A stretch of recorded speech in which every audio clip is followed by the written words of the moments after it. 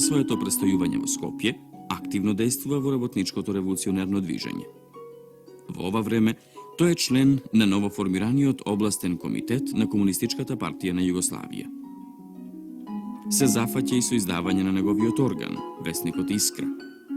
Како негов редактор, настојува весникот да оди во чекор со настаните и објективно да ја одразува стварноста, да ги опфаќа и да ги осветлува сите прашања и проблеми низ призмата на Комунистичката партија на Југославија. Кон нив, тој во весникот ги приспособува содржината и распоредот на материјалите. Искуството и смислата што ги имал Рацин за уредувањето на весникот придонесуваат Искра по својата надворешност и начинот на третирањето на проблемот далеку да ги надмине рамките на обичен и легален билтен и да добие израз на сериозен весник.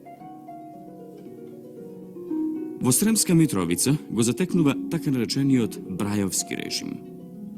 Но поради познатиот штрајк во овој затвор и помошта што им ја дадена однадвор на политичките затвореници, тој режим е урнат и со тоа се создадени услови за теоретско образование на политичките затвореници.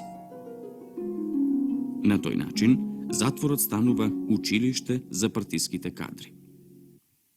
Тоа е периодот кога и најголемите теоретичари на партијата се во тој затвор, како што се Моша Пијаде, Огњан Прица, Отокар Кершовани, Павле Пат и други.